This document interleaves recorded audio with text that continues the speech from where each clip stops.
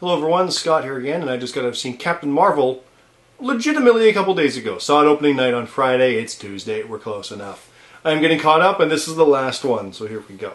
Captain Marvel is like number 22 or something in the overall Marvel Cinematic Universe of movies. And at this point, they've pretty much figured out how to make any kind of movie they want. This one is very much Iron Man meets Guardians, I know someone said, and I agree with that a lot. It's an origin, but not really bogging you down with an origin.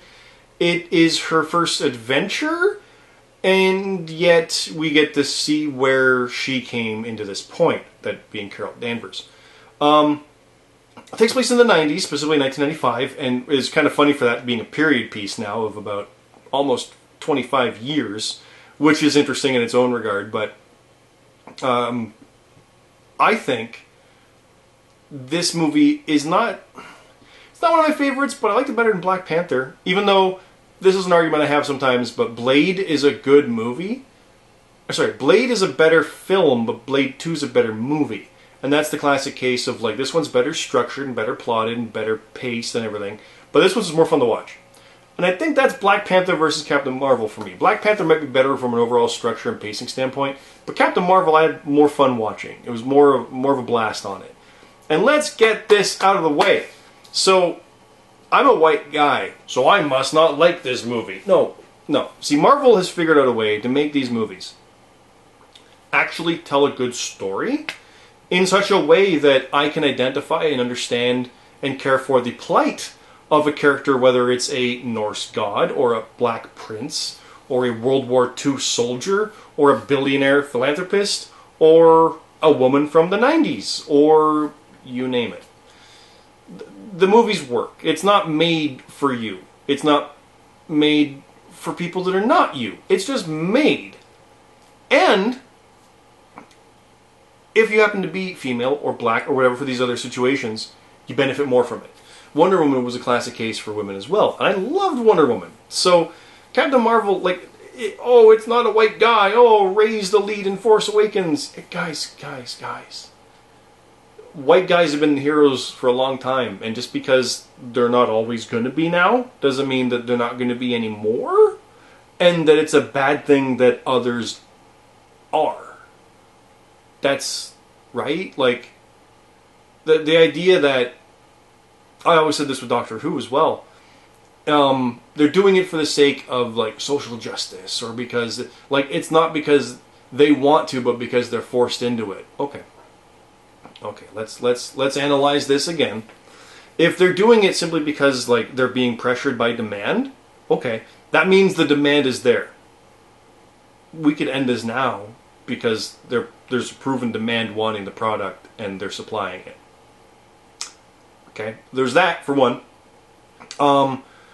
In some cases, you got your Doctor Who, your Ghostbusters, where it's supplanting the original. Okay. I can get you a little bit where you want more of what you had, but now we're getting something else entirely. I do understand that argument a bit, but this is different. This is Marvel's 22nd movie, and it's not like they didn't give you a Captain America to do this. They just gave you this as well. So we can also end that argument. But the other part of that is, okay, even if they are doing it just to shoehorn in whatever social justice, equality, flip argument you want, which, by the way, if you're against equality, go away. Period. Like, it's dumb to be against that. Like, okay, alright. But people, they're doing it just for the sake of doing it. Okay. Even if that's true. Okay.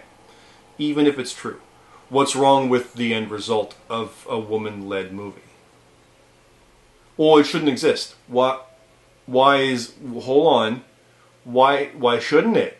Like, because it's not earned. Well, but, okay, so the Old Boy Network, we're going to throw this Hollywood aspect in for racial stuff and that, is the problem, and you have to subvert that and get in there and make things happen. So sometimes stuff like this has to happen and force its way through, like a Black Panther and whatnot.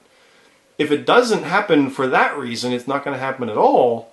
So, like, because if you're saying that it's being held down, you got to stop it being held down. So you end up with this situation where they're coming in and doing these strong movies, oh, but no one wants to see this. No, clearly they do. Marvel's 7th biggest opening, 3rd biggest of March ever, all these different records being broken, the biggest origin, blah, blah, blah, blah. So it did quite well. And the idea of, oh, but it shouldn't be this. Well, it is. Get over it, for one. It is it. There's plenty others. It's not like the ones that happened before won't. And it's not like there's not going to be more later. This is also a thing now. It's also good to have this too. Really, like, I'm going to boycott it. Okay, go ahead. And the people who want to see it will. Like, for every person who's like, oh, I don't want this, blah, blah, blah, blah. Okay, there's some who do.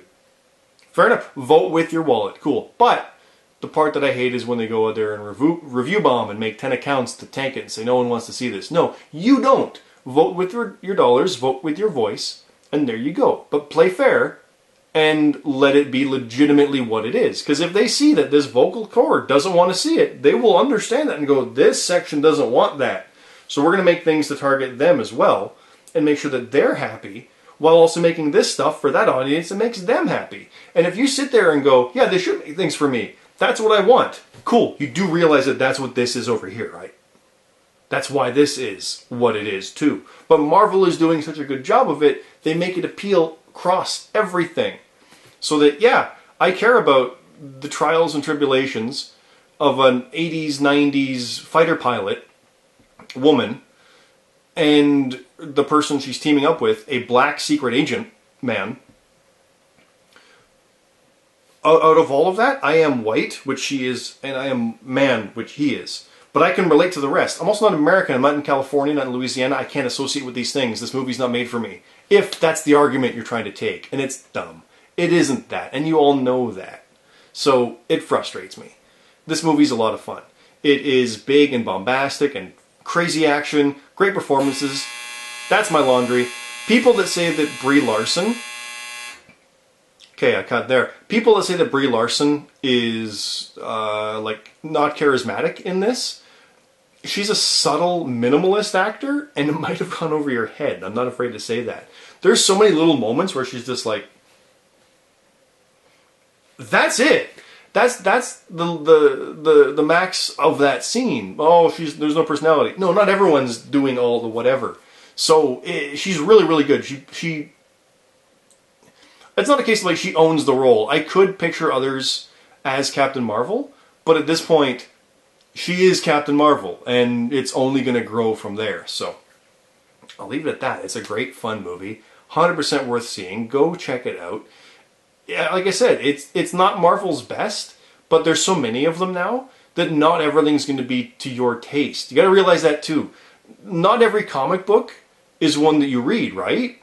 Not every show is one that you watch. Not every movie is one that you watch. That's what's going on here. Marvel's made heist movies and royalty things and all this other stuff in between. Not every is going to be your favorite. You might not like the spacefaring stuff as much, but you like that political intrigue. Okay, Captain America Winter Soldier is more your speed than a Guardians 2. I get it.